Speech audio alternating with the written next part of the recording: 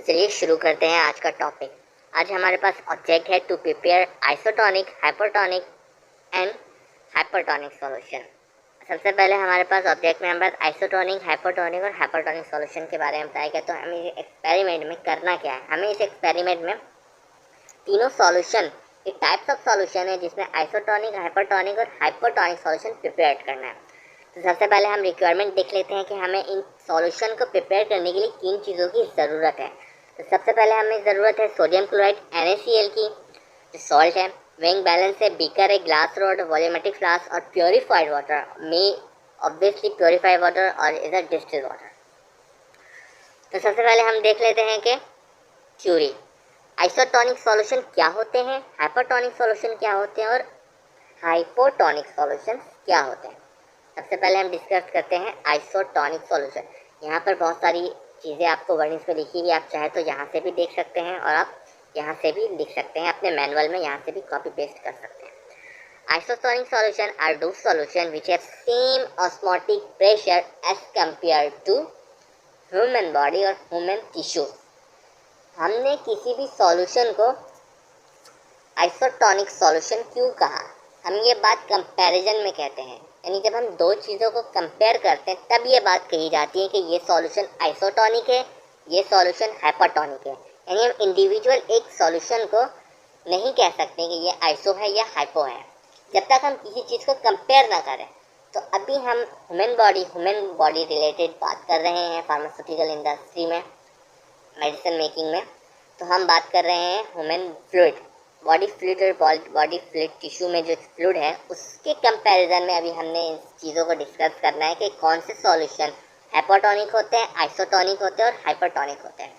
तो isotonic solution की simple definition जो आप पहले से पढ़कर आते हैं कि उसमें जो ऑस्मोटिक प्रेशर है वो बिल्कुल सेम होता है और उसमें जो सॉल्ट की कंसनट्रेशन होती है वो अदर मीडियम से जिससे हम कंपेयर कर रहे हैं दोनों में सेम होती है।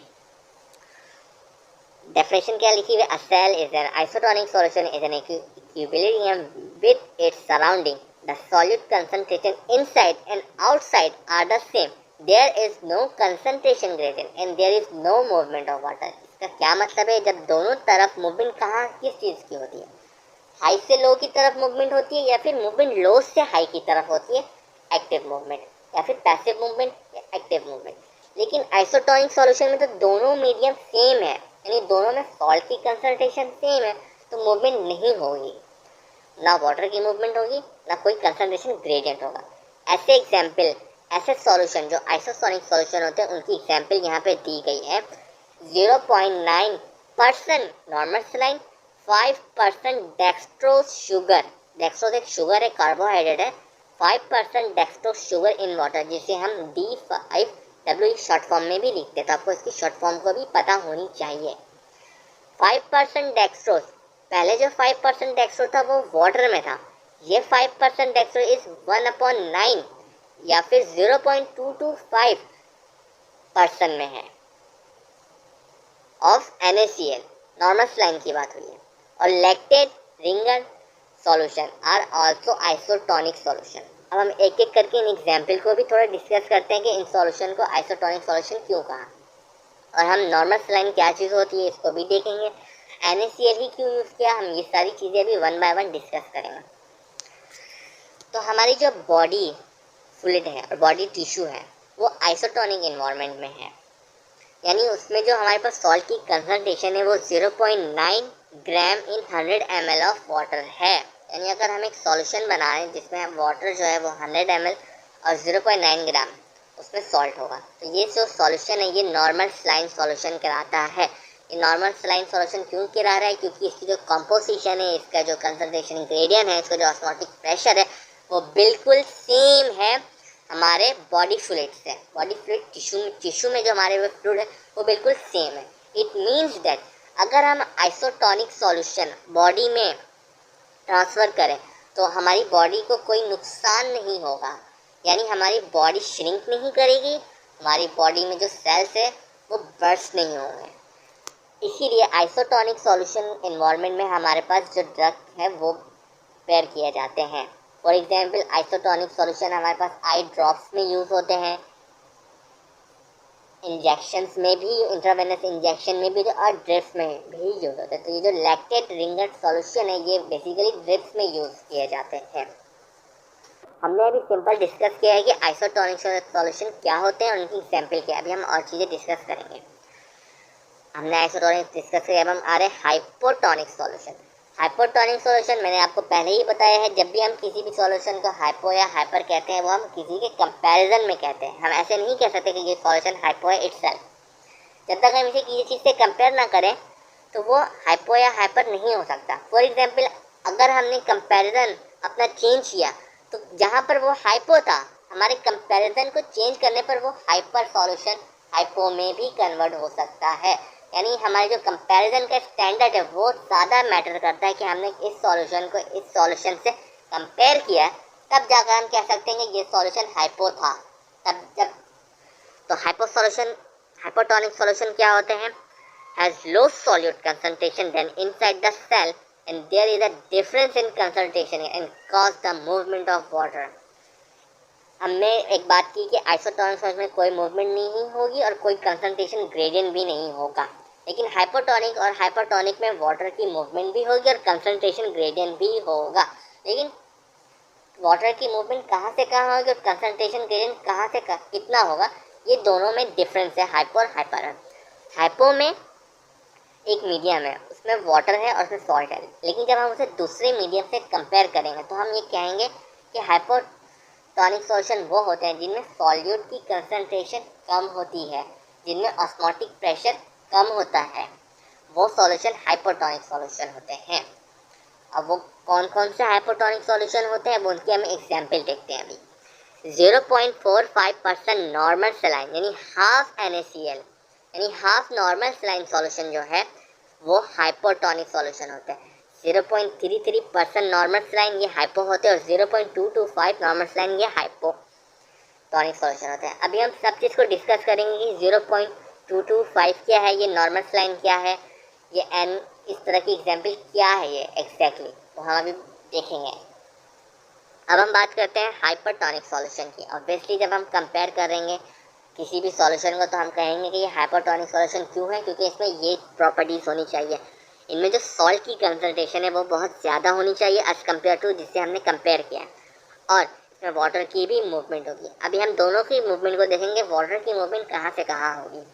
आपने एक चीज़ नोट कर लिया, हाइपो में सॉल्यूट की कंसंट्रेशन कम है, हाइपर में सॉल्यूट की कंसंट्रेशन ज़्यादा है जिससे हमने कंपेयर किया है। और ये इसकी एग्जाम्पल क्या है, 5% डेक्सट्रोस नहीं, 5% डेक्सट्रोस इन 0.9% नॉर्मल सलाइन। यानी अभी हमारे पास जो फर्स्ट हमने आइसोटोनिक सॉल्यूशन में पढ़ा था, और इसको तो आपको बिल्कुल ध्यान से रखना है। 5% डेक्सट्रोस तो है, लेकिन वो किस में है, वो 0.9% नॉर्मल सलाइन में है, वाटर के मीडियम में नहीं है, 0.9% नॉर्मल सलाइन मीडियम में है। 5% डेक्सट्रोस शुगर कार्बोहाइड्रेट है, सॉल्यूट है, इन 0.45% नॉर्मल सलाइन में वो मौजूद है। 5% डेक्सट्रोस इन लैक्टेट रिंगर में, lactate Ringer in itself isotonic है, लेकिन जब उसमें 5% डेक्सट्रोस आ जाएगा तो वो हाइपरटोनिक कंडीशन में चला जाता है। ये एग्जाम्पल आपने याद करनी है, ये बहुत इंपॉर्टेंट एग्जाम्पल है, आपसे पूछा जाता है वाइवा में क्या हमारे हाइपरटोनिक और हाइपोटोनिक की एग्जाम्पल्स बताएं। उसके अलावा अब हम देखते हैं कि ये वाटर की मूवमेंट कहाँ से कहाँ होगी। फॉर एग्जाम्पल हमारे पास दो मीडियम है, एक मीडियम हाइपोटोनिक है और दूसरा हमारे पास जिससे हमने कंपेयर किया ऑब्वियसली वो हाइपर होगा, उसकी कंसंट्रेशन सॉल्ट की ज़्यादा होगी। इसीलिए हम कह रहे हैं ना कि ये हाइपोटोनिक सॉल्यूशन क्यों है। सॉल्यूशन ए हाइपोटोनिक है, सॉल्यूशन बी हाइपरटोनिक है, तो वाटर कहाँ से कहाँ मूव करेगा, वाटर की कंसंट्रेशन कहाँ पर ज़्यादा है, हाइपो में ज़्यादा, क्योंकि वहाँ सॉल्यूट कम है, तो सॉल्यूट कम होने की वजह से वाटर यहाँ से मूव करेगा ए टू बी, ए से बी वाटर की मूवमेंट होगी। यानी जब भी हाइपोटोनिक सॉल्यूशन होगा उसमें से वाटर बाहर आएगा, यानी वाटर की मूवमेंट आउट होगी सेल से।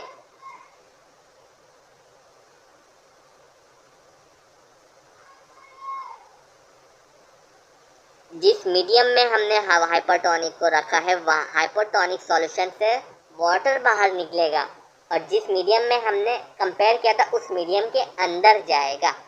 अगर हम हाइपोटोनिक सॉल्यूशन ह्यूमन बॉडी को ह्यूमन बॉडी में ट्रांसफ़र करें तो उसका क्या इफेक्ट होगा। फॉर एग्जांपल हमने आरबीसीज है, आरबीसी को हाइपोटोनिक सॉल्यूशन में रखा, आरबीसी सेल्स है, आरबीसी का हमने हाइपोटोनिक सॉल्यूशन में रखा। अब क्या होगा, हाइपोटोनिक सॉल्यूशन में बाहर का जो इन्वायरमेंट है वो लो सॉल्यूट कंसंट्रेशन है, inside the RBC high solute concentration है। तो वाटर क्या होगा, वाटर सराउंडिंग से आरबीसी के सेल्स के अंदर जाएगा, यानी वाटर की मूवमेंट आउट से इनसाइड द सेल होगी।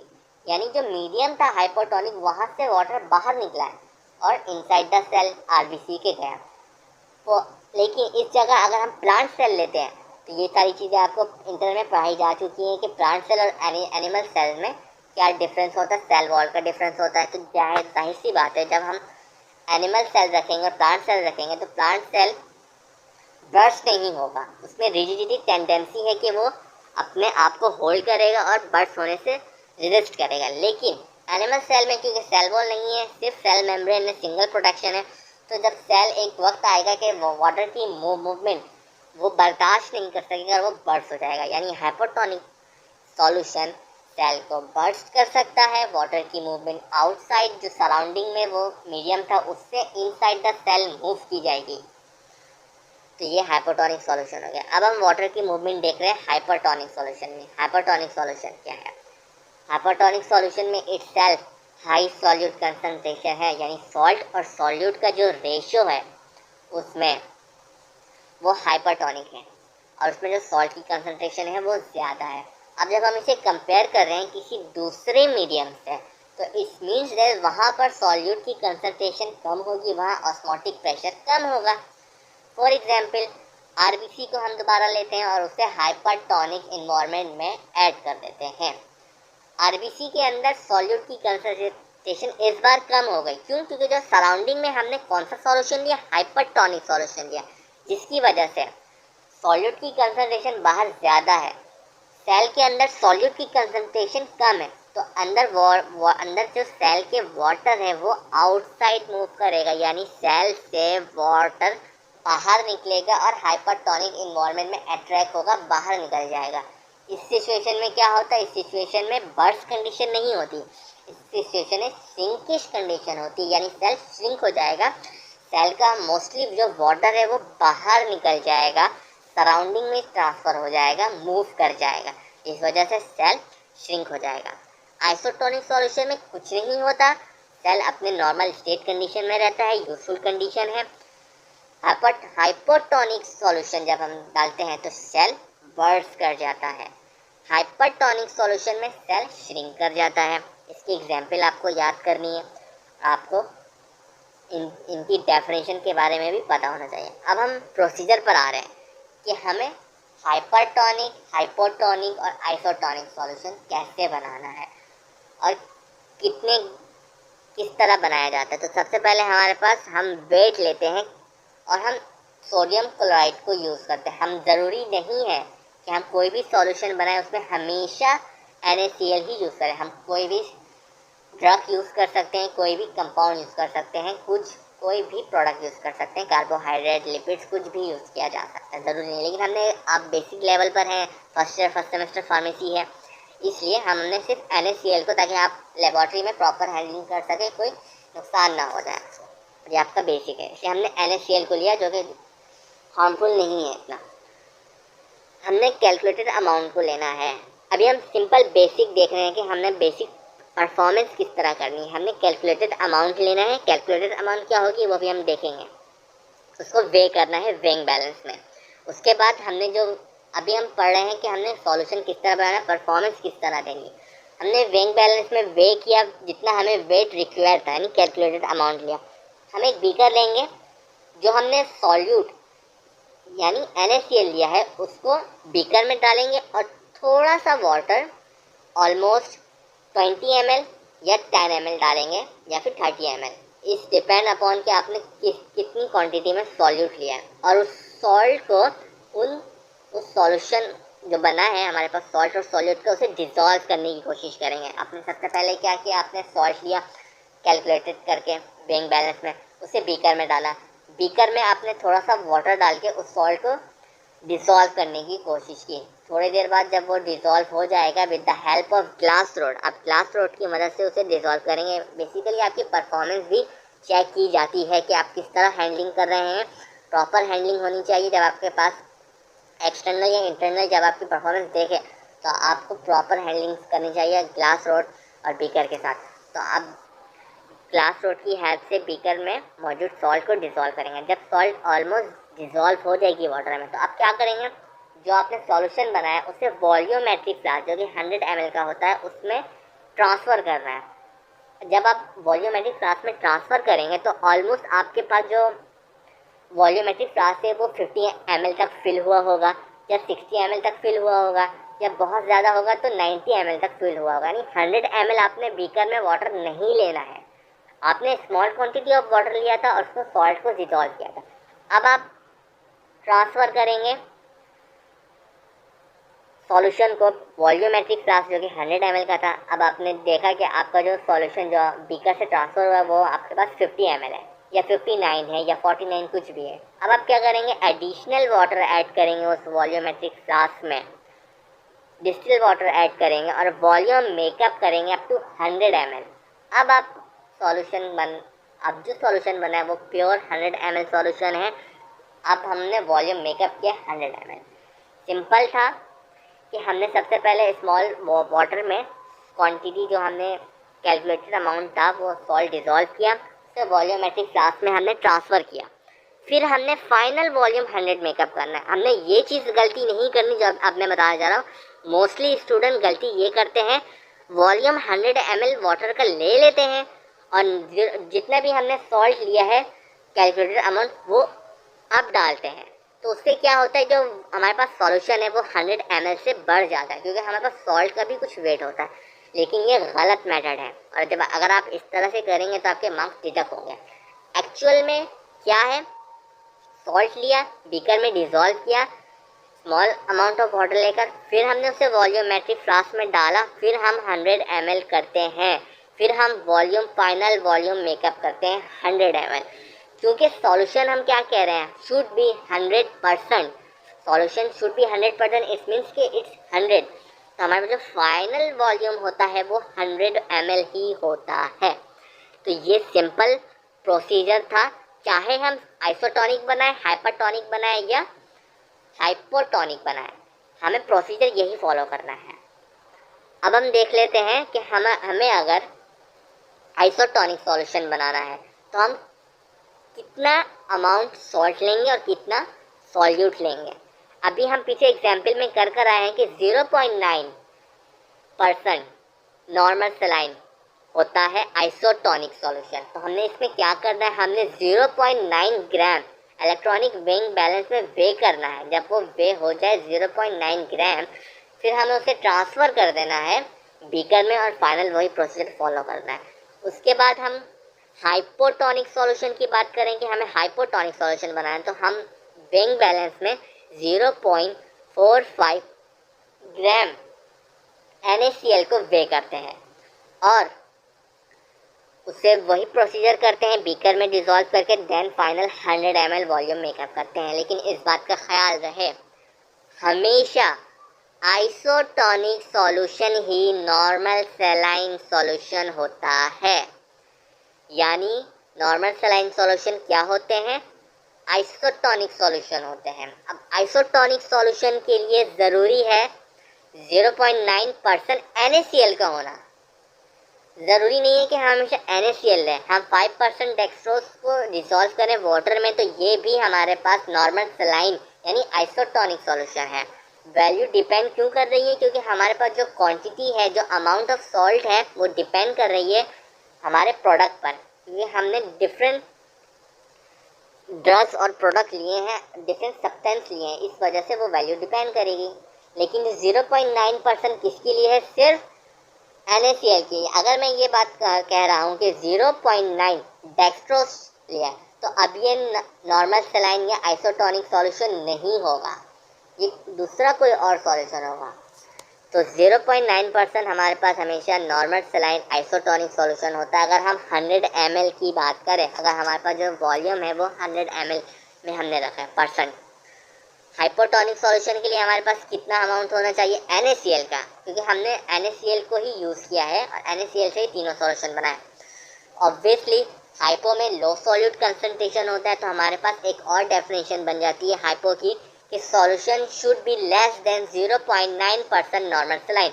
वो सॉल्यूशन जो 0.9% से लेस देन है वो हमारे पास हाइपोटोनिक कंडीशन में आते हैं। इट्स मीन्स ज़रूरी नहीं है कि आपको हमेशा कहा जाए कि 0.45 बनाए, अब 0.8 भी बना सकते हैं, ये हाइपो की कंडीशन में ही आता है। अब 0.3 भी बना सकते हैं, ये हाइपो की कंडीशन है और ये नॉर्मल सलाइन नहीं है, ये सिर्फ हाइपोटोनिक सॉल्यूशन है।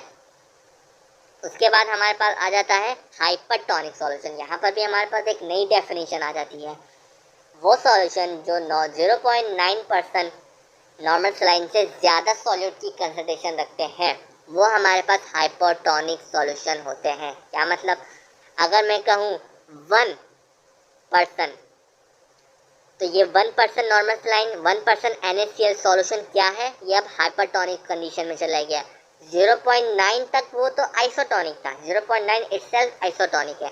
जब मैं बात कर रहा हूँ 1% NaCl सॉल्यूशन, 1% NaCl सॉल्यूशन हो गया।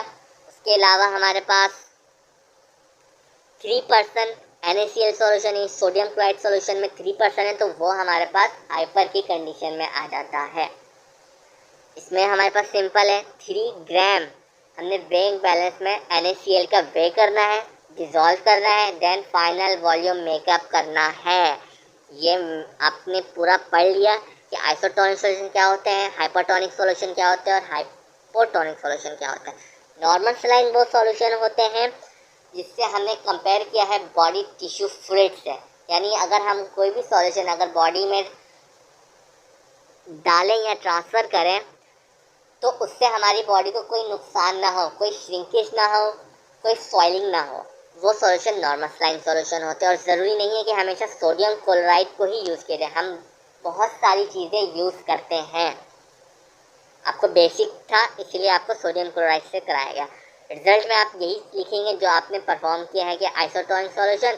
अगर आपने 0.9% NaCl बनाया तो आप ये लिखेंगे, वरना 5% डेक्सट्रोज शुगर इन वाटर बनाया तो आप वो भी लिख सकते हैं। इस डिपेंड अपॉन कि आपने क्या परफॉर्म किया है। प्रोसीजर आपके पास वही है कि आपने आइसोटोनिक के लिए 0.9 ग्राम को NaCl में डिजॉल्व किया इन 100 ml ऑफ वाटर। अब मैं आपको थोड़ी सी वाइवा और इन सब चीज़ों से रिलेटेड चीज़ें बता देता हूँ कि आपको वाइवा में किस तरीके के क्वेश्चन पूछे जा सकते हैं इस एक्सपेरिमेंट में।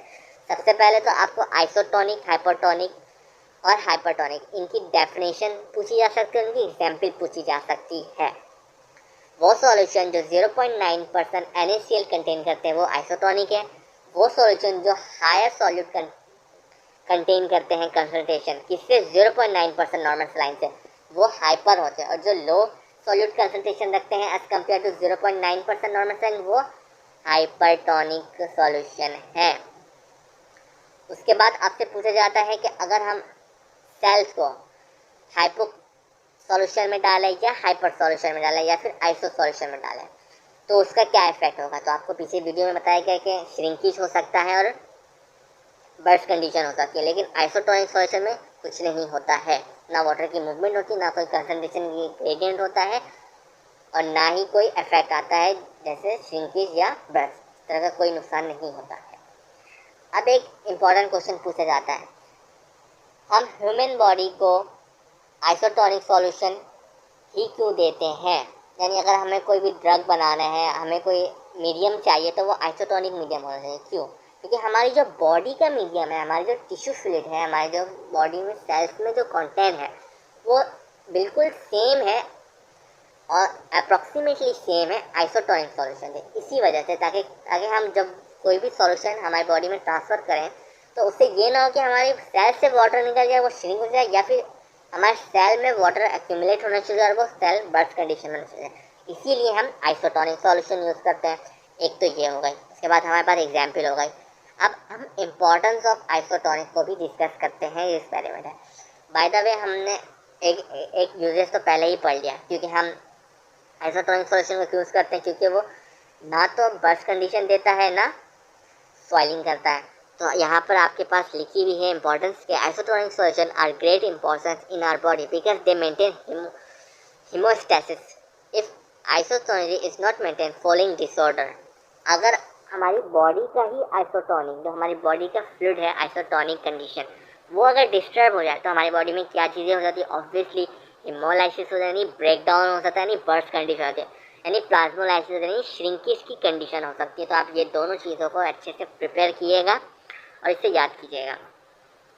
रहा सवाल, इन एग्जाम्पल को दोबारा देखते हैं और आपको थोड़े कॉन्सेप्ट और क्लियर करते हैं। 0.9 ग्राम डिजॉल्व 100 ml ऑफ वाटर, ये हमारे पास आइसोटोनिक सॉल्यूशन है। अब 0.9 हमने सिर्फ किस लिए कहा था? NaCl हमने पास सॉल्ट है इसलिए हमने कहा था। लैक्टेट रिंगरिन जो कि ड्रिप्स में यूज़ होता है, ये आइसोटोनिक सॉल्यूशन होता है। बाकी अगर हम 5% डेक्सट्रोज को 0.225% NaCl में डिजॉल्व करते हैं, यहाँ पर जो सॉल्यूशन है 0.225% है। अब वो सिंपल वाटर नहीं है, वाटर में 0.225% NaCl मौजूद है। अब उसमें हम 5% डेक्सट्रोज डालते हैं तो ये भी आइसोटोनिक में ही आ जाता है। उसके बाद हमने हाइपोटोनिक में 0.45, 0.33, 0.21, ये जितने भी 0.9 से लो अमाउंट ऑफ सॉल्यूट कंसंट्रेशन है, ये हमारे पास हाइपो की कंडीशन में आते हैं। अब half normal saline, normal saline isotonic, isotonic का हाफ कर दिया जाए तो वो हाइपोटोनिक होता है, आइसोटोनिक का डबल कर दिया जाए तो वो हाइपरटोनिक होता है। इस तरह से आपसे घुमाकर सवाल किए जा सकते हैं। अब हमारे पास हाइपरटोनिक है, वो तो हमेशा 0.9 से ज़्यादा ही होगा, यानी मतलब फ्रैक्शन पे पॉइंट में कोई वैल्यू नहीं होगी। इस बात का तो आप अंदाज़ा कर सकते हैं। आइसो और हाइपो में पॉइंट में वैल्यू थी, हाइपर में हमेशा पॉइंट में वैल्यू नहीं होगी, क्योंकि 5% डेक्सट्रोज एज ए सॉल्यूट है और 0.9 हमारे पास सॉल्वेंट की क्वांटिटी बताई गई है। यानी जो हमारे पास 100 ml ऑफ वाटर, अब यहाँ पे सिंपल वाटर नहीं रहा, हमारे पास इस वाटर में 0.9% NaCl भी मौजूद है। 0.9 NaCl इटसेल्फ आइसोटोनिक है, लेकिन हम 0.9 NaCl में 5% डेक्सट्रो डाल दें तो अभी हाइपरटोनिक कंडीशन में आ जाता है। तो आई होप कि आपको ये पूरा लेक्चर समझ में आया हो, आपके सारे कॉन्सेप्ट क्लियर हो गए हो। तो थैंक यू।